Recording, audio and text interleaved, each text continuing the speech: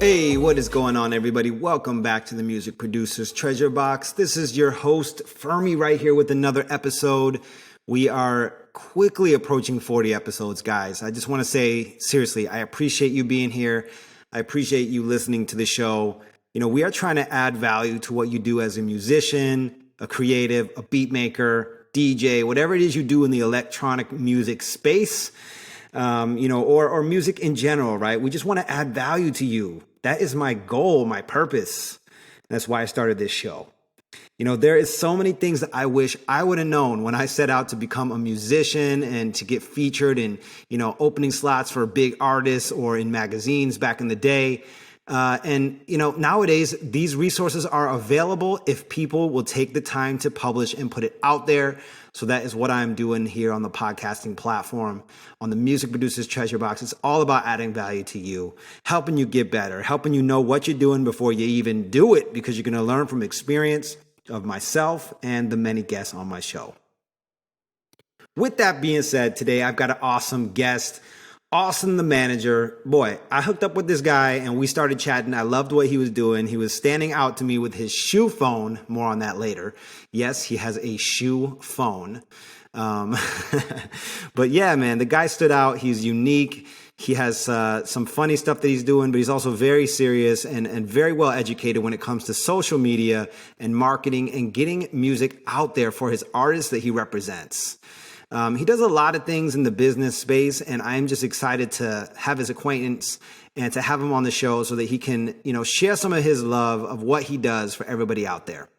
In this episode, you are going to get some seriously tactical advice on how to work with social media influencers on TikTok, on Instagram, and also on Spotify. Because guess what? Those playlist builders are social media influencers just as much as the ones on those more visual platforms, Instagram and TikTok. Well, guess what, guys? It is time to jump into this show. Check out the show notes down below for links to Austin's things that he references, as well as to my Music Marketers Academy.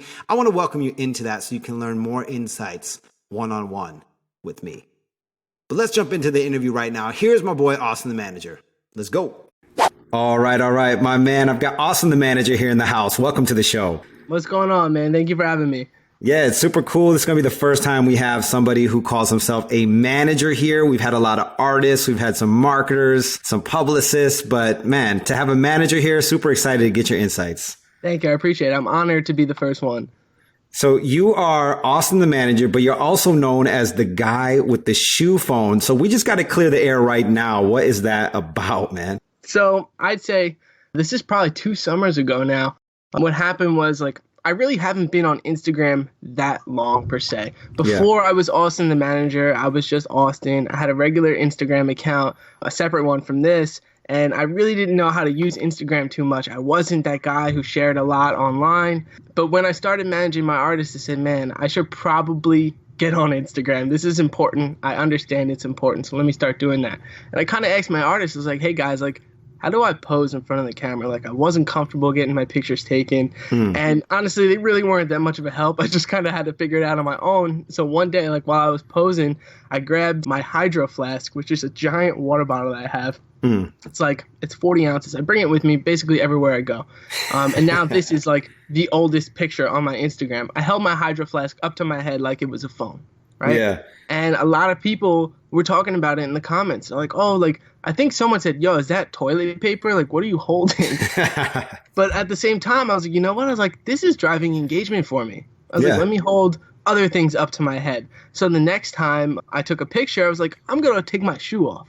I took my shoe off and the picture came out dope and it got a lot more engagement than my other posts normally did. I was man, maybe people like this. I was like, let me keep holding my shoe up to my head. I was like, maybe I'll be the shoe guy and just see what happens. And I did it a few times, and I was just getting so much attention for it, I decided to brand myself that way. So I became the guy with the shoe phone.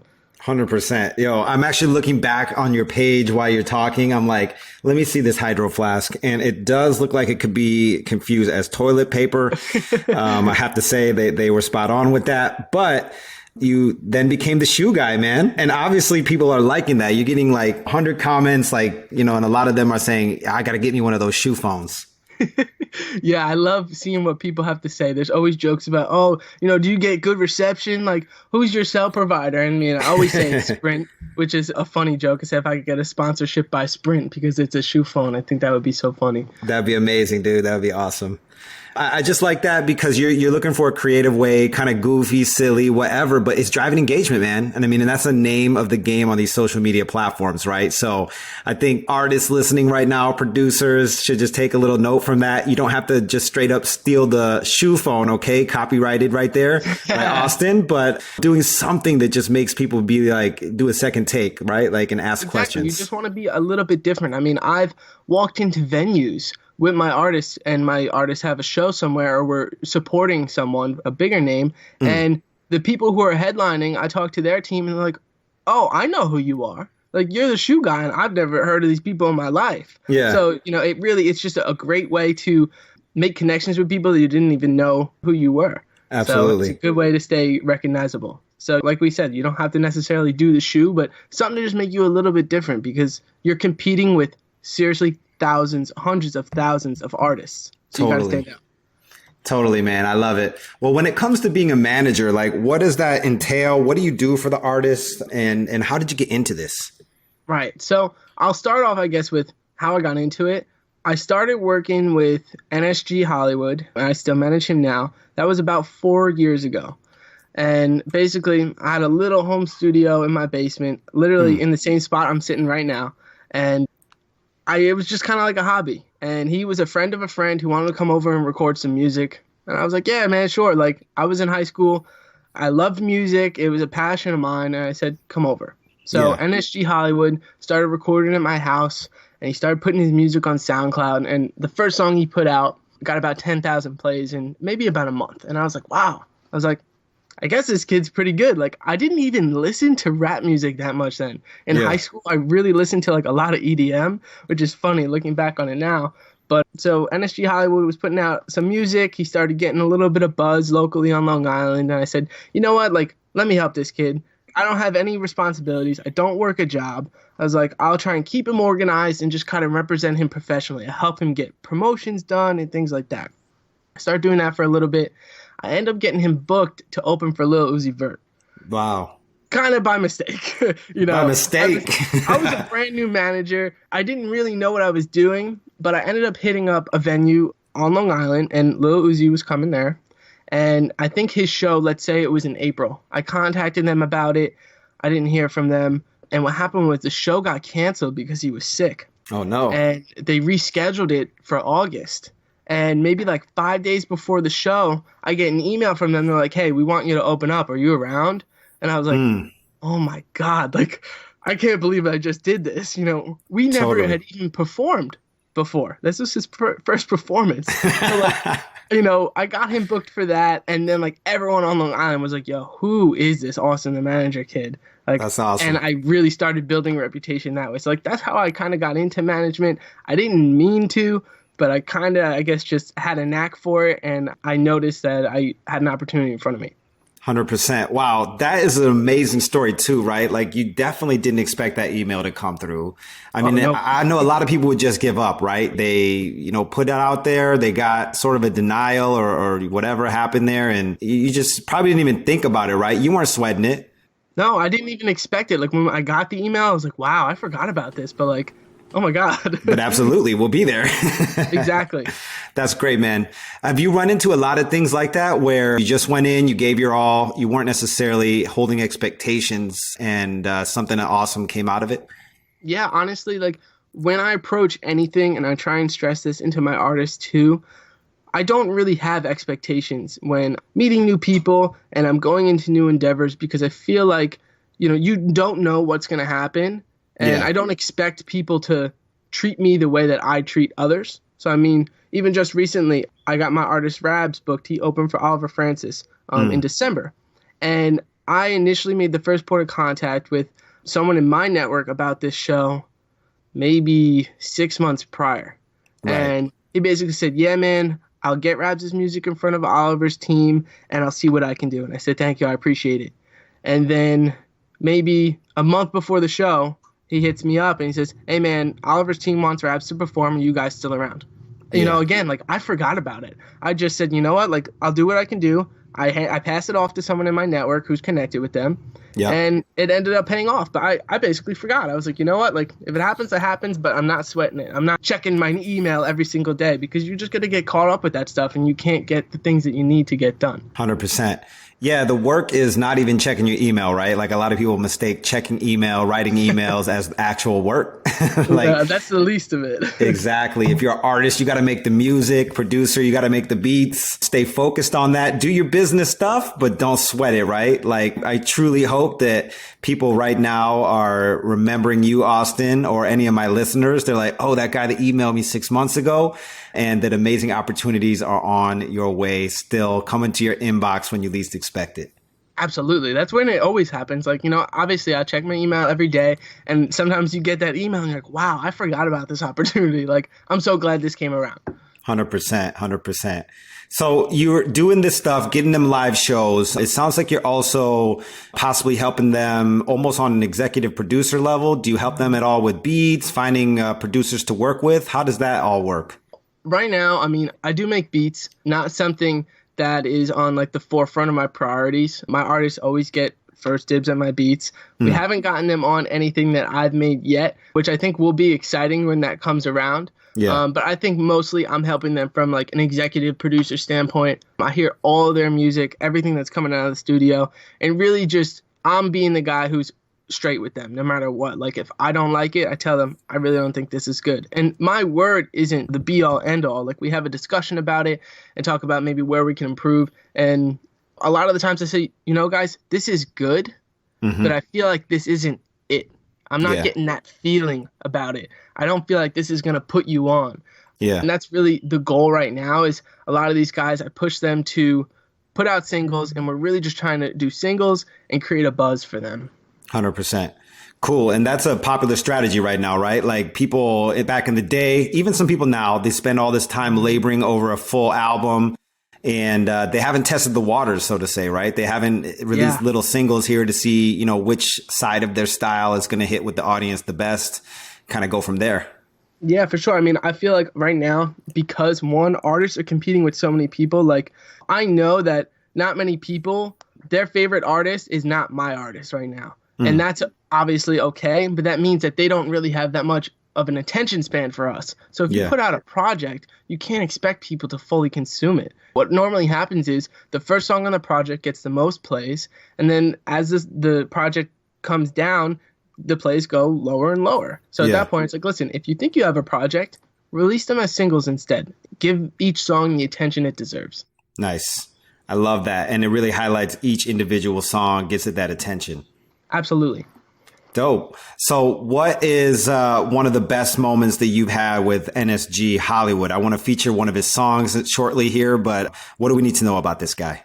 Man, honestly, I would say one of the best moments we had was kind of getting booked for Lil Uzi Vert because that showed him and I at the time that like, even though we feel like this is kind of a fluke, like we still got recognition from a very notable venue on the island and they felt like we were professional and we were it and he was a reputable artist. And to get that kind of hat tip right in the beginning of us pursuing this together was really cool and it was special and it showed us like, you know what, we can do this. And I mean, looking back at that now, like that was one of like his first real like career moments. Like now he lives in LA. So it really was just kind of like a launching pad for him from there. So now he really is Hollywood. Yeah, Dope. It really is. Wow, it's like he put his intention out there and all of a sudden he's in Hollywood. I love that. Absolutely. Well, let's hit up one of his songs. Everybody that's listening, you can also find a link down in the show notes. But let's jump into one of the NSG Hollywood tracks right now. I put that bitch on sports. I just might jump out the Porsche. I used to trap off the porch. Look like you roll with the force. I need my name up in Forbes. She said that her man is a dork. I fucked up, but she is a whore. So we cannot speak anymore. We cannot speak anymore. Kicking you out the back door. You left my shit on the floor, leaving you feeling for more. Don't hit me when I'm on tour. 5 racks, Gucci store. I could be gone by tomorrow, and that's why I'm thanking the Lord. That's why I'm thanking the Lord. I got a medal, of course, but I never play me a sport. I take my bitch to resorts, but that's because I'm the source. Taking risks come with rewards. Pouring up drink. All right. We hit up a little bit of that NSG Hollywood, and he's out here where I'm living in LA. He put his intention out. He put a great track out right there. And this guy is not lucky. He's fortunate for staying patient and persistent with Austin, the manager, to get that Lil Uzi Vert start to his performance career. So that was dope right there. Yo, Austin, while the track was playing, we talked a little bit. You are doing a lot of stuff. You're helping these artists out. You're a social media guru, though, as well as a producer and doing the marketing side of things. So when it comes to social media, I think there is a level of marketing, right? That social engagement, social proof, all of that is basically marketing. So I'm curious your thoughts. I know that you've talked before about IG networking. Why do you focus on Instagram as a platform? And then tell us how to network right on it. So, I mean, right now, Instagram as a platform is so important, especially for an artist, because one, you can showcase your abilities on there. You can post videos and you make trillers, and people kind of get to connect with you there, I feel like, better than on the other platforms. Right now, Instagram has the most attention. Obviously, TikTok is really coming up right behind it, and it has a lot of potential to, I think, dethrone Instagram. But strictly talking Instagram right now, it's just where all the attention is, and that's kind of the standard. It's like, that's your resume right now. When you meet someone, they want to see your Instagram. Totally. They don't say, how many Facebook likes do you have? They say, how many followers do you have on Instagram? Are you verified? Who follows you? So it's just kind of like the industry standard. And with the networking, I mean, I went off on my Instagram story the other day about this because I get really frustrated seeing a lot of artists. It kind of comes back to, I think, so many people reach out to me and they try and connect with me. Yeah. And I get so many messages a day with people saying, listen to my music. And that's okay.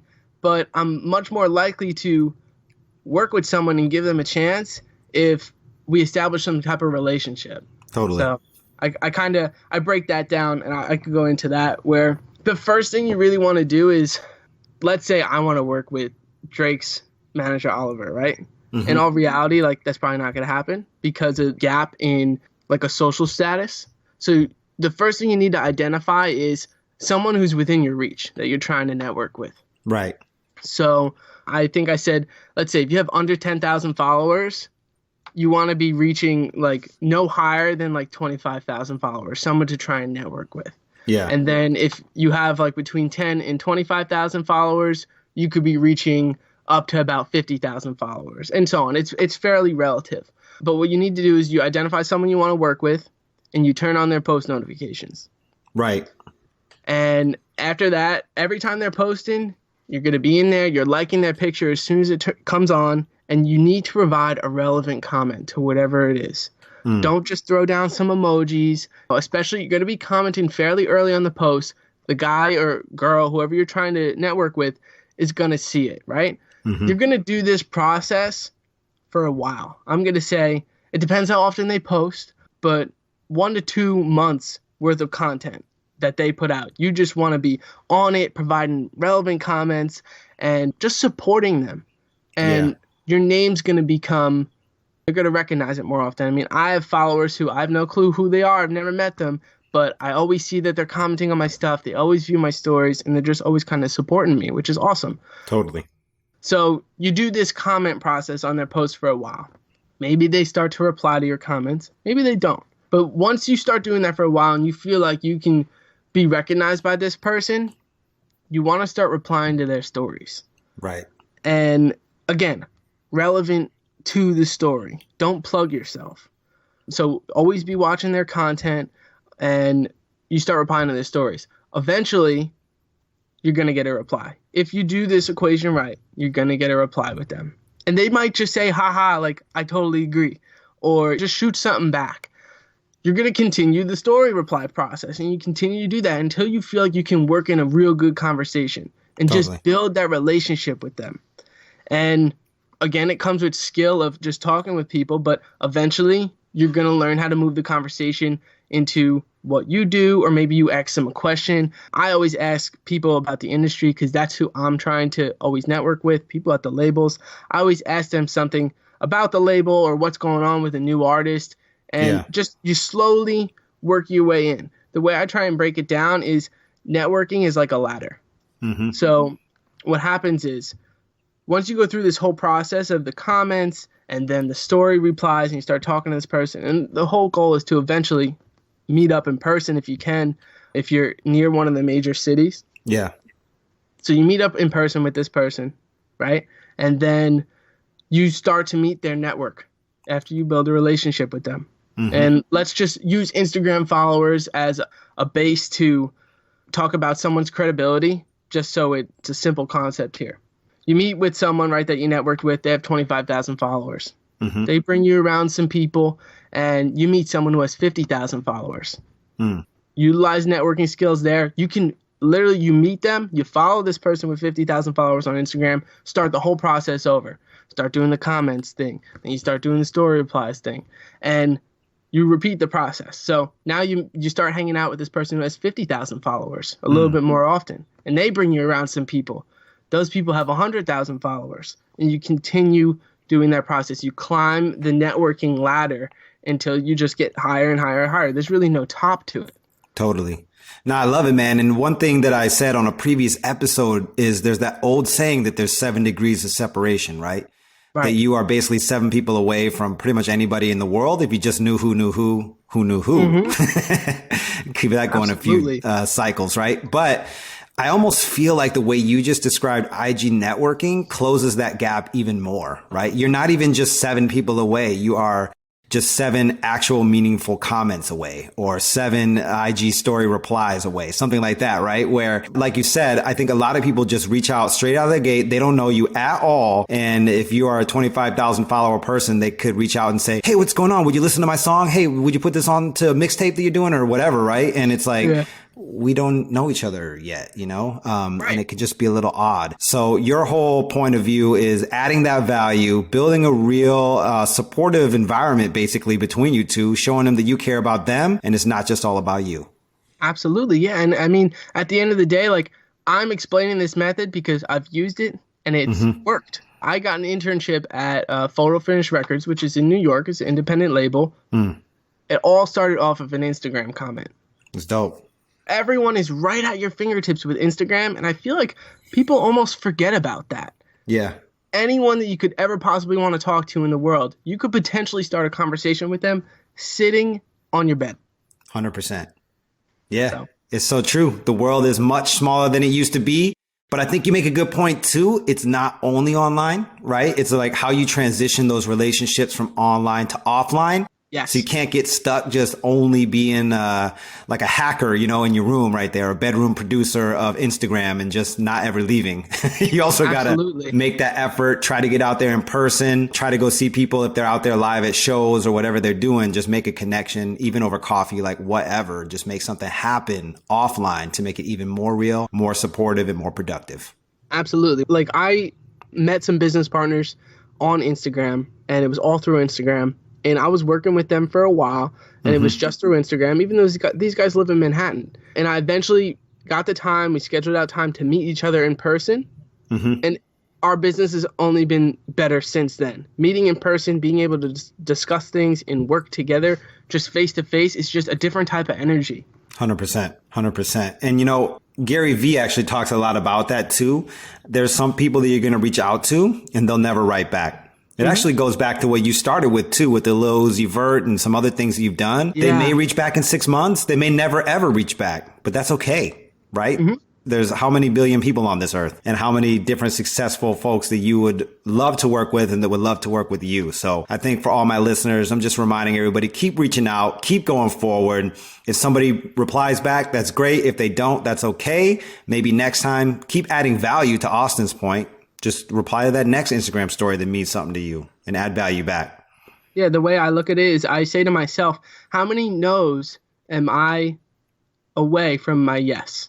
Mm-hmm. Totally. Love that. And the opportunity to even reach them is on a new level, right? Like that wasn't really even possible for generations before us. So super cool opportunity and time to be alive. Yeah, take advantage of it. 100%. Cool. Well, I want to transition over and talk about one other artist. You know, I haven't heard much about him from you yet, but you're also working with the artist named Rabbs. Yes. What's the whole background story on him and your guys' relationship? Sure. So I started working with Rabbs probably, I believe it was 2018, right in the beginning of 2018. He's a Long Island artist.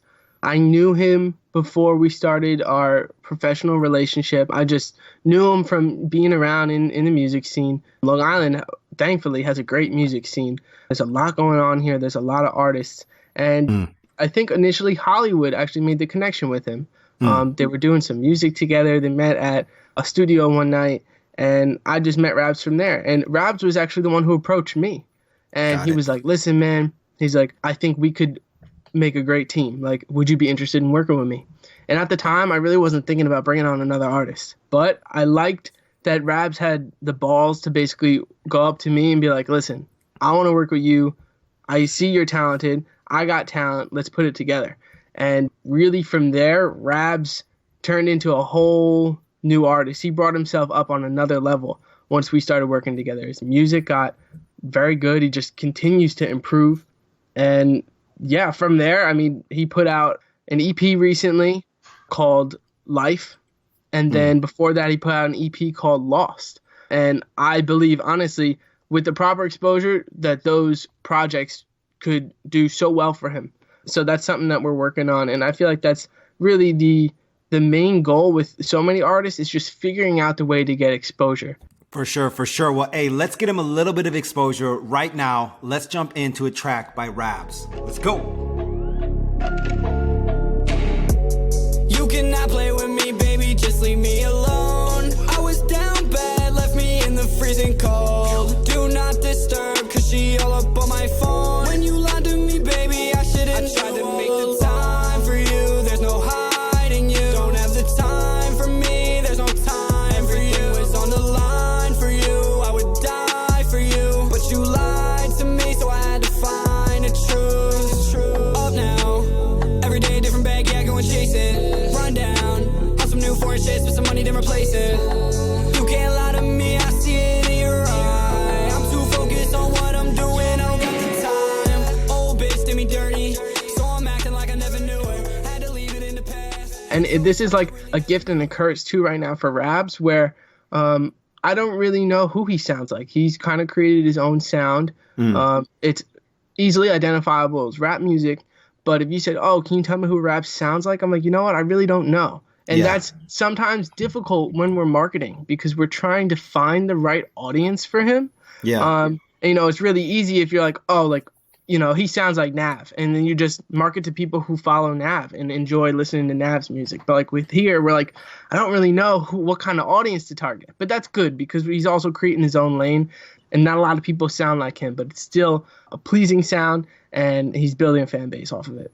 100%. I mean, it's always a dichotomy between being unique, being creative, being original, and being familiar to the audience, right? Like as a creative myself, you know, I don't want to be called sounding like somebody else or doing what somebody else is doing. But the reality is, as I got more into marketing and understanding that whole psychology of sales, people are scared of what they don't understand. They're hesitant to say yes to things that they don't really know how to perceive, right? It could be amazing, but if it's like alien technology, it doesn't make sense to them. Yeah. Absolutely. Yeah. You know, like if you're telling people like, listen, like I can bring you to Mars, but they don't really understand how it's going to work. They're like, I don't know if I want to do that. 100%. I actually saw over on the news here in LA, they did a poll of people just yesterday. I saw this. I was at the gym or something. And they're like, hey, if money was no option, no issue for you, would you go to the moon? You know, they're talking about this new thing that Richard Branson's doing. But 33% of people say yes, that was it. I was like, wow, that is crazy to me. Remember, money is no option. It's not an issue.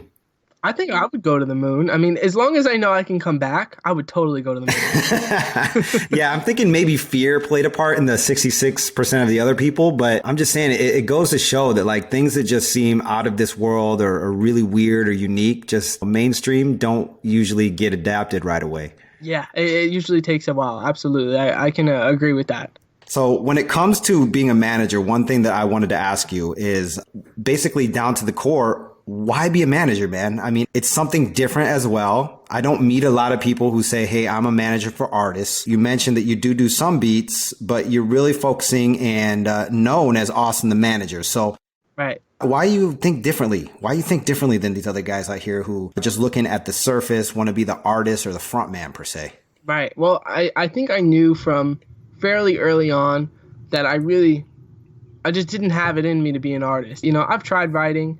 And that's just not something for me. When I sit in the studio with these guys and they hear a beat and they start thinking like right away and they come up with a hook in 30 seconds, I'm like, wow, like, how did you do that? So like, I just kind of knew like that wasn't my lane, but I do have such a passion for music and I'm passionate about business. So totally. I just figured like the manager role was just kind of where I slotted in well. I can still assist these guys on the creative end by providing feedback. Like I get a little bit of the creative sense from that, but I really feel like I just have such a passion for music. I do well in business and this is just my spot. You know, this is a place for me. Nice. I love that. It's your opportunity to still be involved with music, but lend a different mindset, right? So actually support these guys. And almost, I can imagine you in the studio, right? Like being amazed and proud at the same time of like, yes, these guys are crushing it on what they do. And I'm going to make sure to serve them by doing what I do, which is the business side.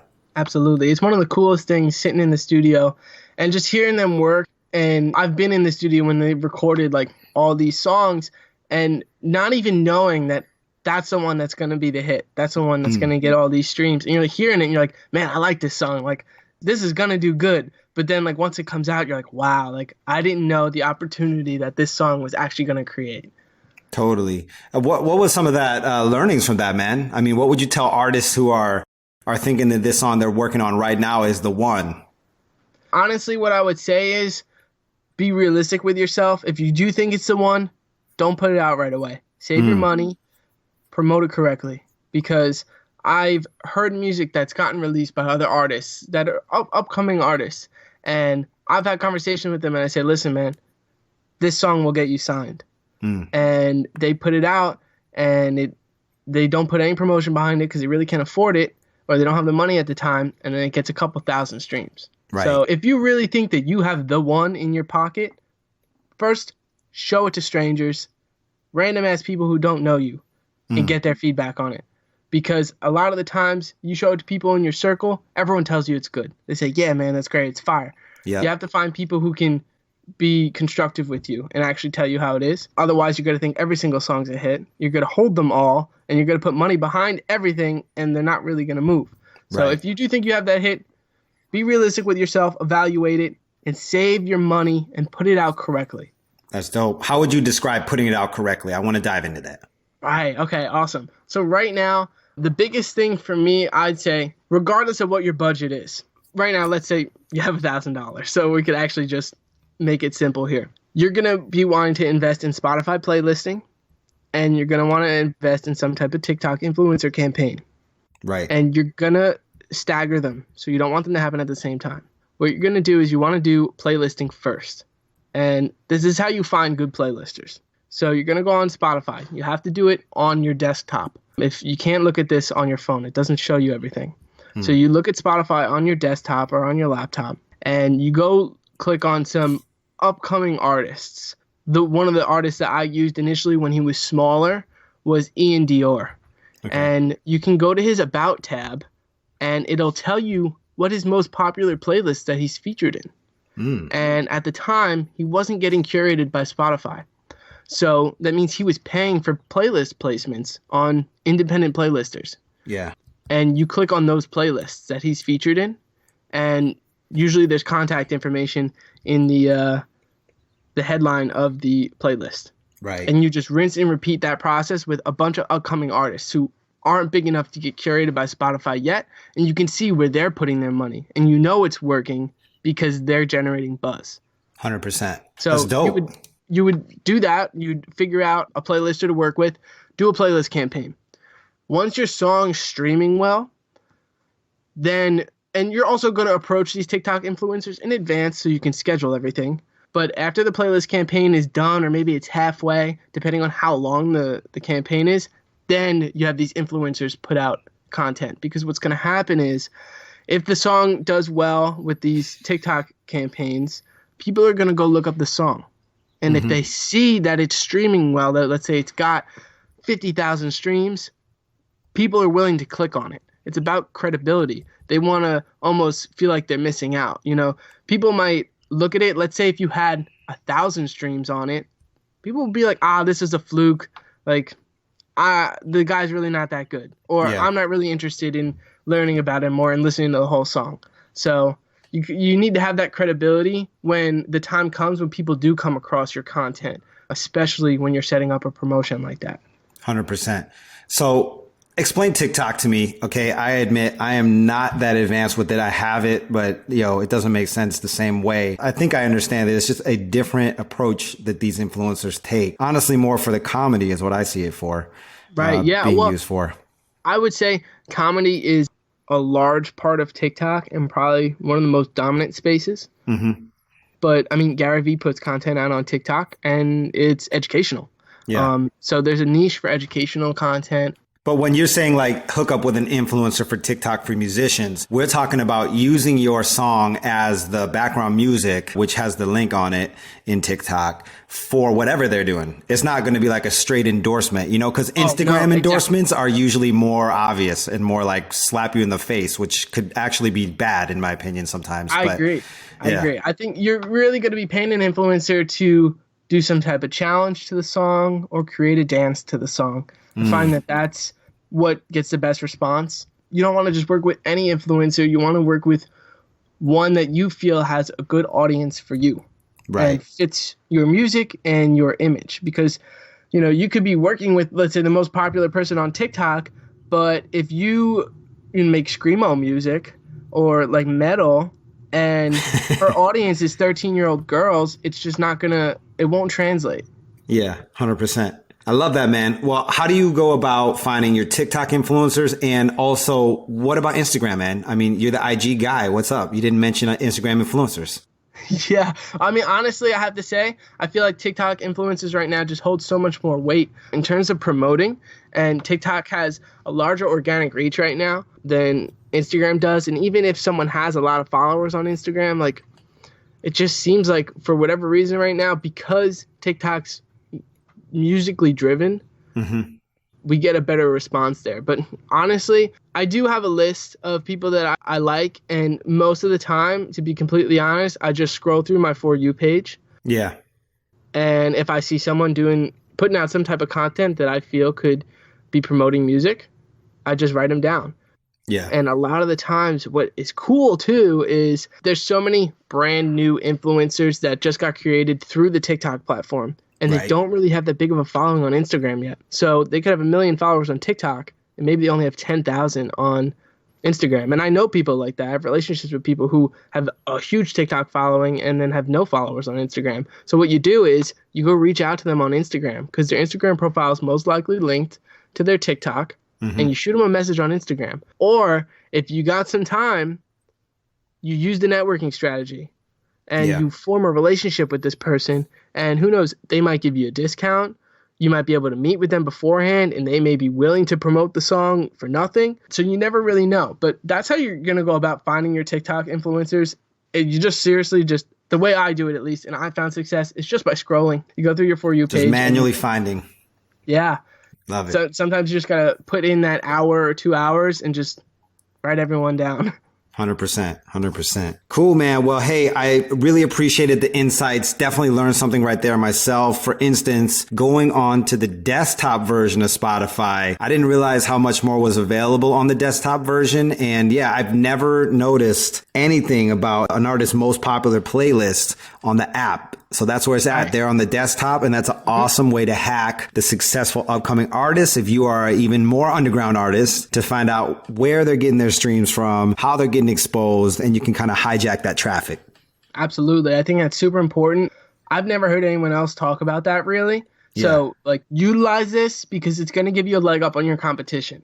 100%. Yeah, there's like services you can pay people to try to find playlists for you and all kinds of stuff like that, right? But this one to me seems like it could really allow you to maximize your budget, right? Like those other ones might give you some success. They might land you on a playlist that gets like only 3 plays and you would have got that yourself. But this one seems like a winning strategy for sure, man. So thanks for sharing that here with the audience and teaching me something as well. Okay, absolutely. And lastly, too, with Spotify playlisting, it's so important to really reach out to finding these playlists directly through your Spotify app on your desktop because there's so many people who middleman playlists because I could go find these curators and then say I run the playlist through Instagram, right? And then people could hit me up and then I charge them a premium. You know, there's so many people who do that. So really put in the work in yourself and go find the curators directly. 100%. Love that. Cool. Well, hey, what else you got going on and how can my listeners follow up with you if they want advice, if they want to become an artist for you? I don't know if you're intaking clients, but how can they reach out and find out more about Austin the Manager? Yeah. So, I mean, you can follow me on Instagram. That's my platform. You won't find me anywhere else. Obviously, yeah, I do have a TikTok. If you want to go dig and find that, for go research ahead. Purposes. Laugh at some of my content. But yeah, you follow me at Austin the Manager on Instagram. Reach out to me. I answer all my DMs. I provide feedback on music. And I'm really just here to try and help people and give advice. I want to see people win. Everyone's trying to charge people for all the information. And like, I'm not going to give away my deepest, darkest, successful secrets, but I'm here to help people. And I want to see artists improve and not get eaten up by the game because everyone's really out to get you. So I just want to kind of be that person who's there to actually give a hand when I can. Love it, man. Well, thanks so much for being here. It was awesome. I appreciate you having me. Thank you. Woo. All right. Well, once again, I think that episode right there added something to your toolbox. And I hope that you can take what you learned and apply it to your music career. If you are enjoying the show, go ahead and drop a review, please, on the Apple Podcast app. We would really appreciate that. And it helps get our message out there to more people.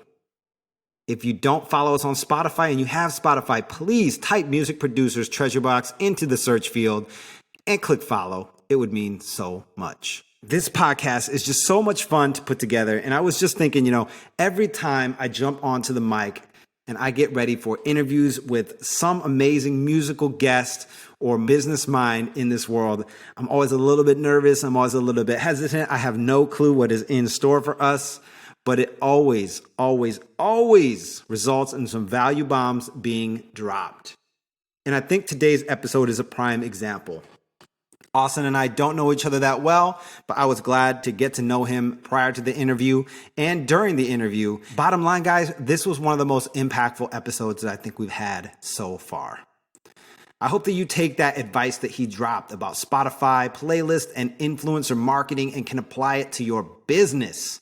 If you can, shoot me an email at FERMI@FERMImusic.com or find me on Instagram at FERMI_music and just share back. What did you do with this advice or what are you going to do? Because I want to hold you accountable, man. I want to check in and say, bro, you said you were going to work with people giving you shout outs for shout outs. You said you were going to get playlisted on 2 playlists. Where's the proof in the pudding? I'd be really curious to know what you come up with. All right, guys, with that being said, I'm going to keep this short today. Really appreciate y'all being here. Come back again next time for the next episode, and we will see you on the flip side. Peace.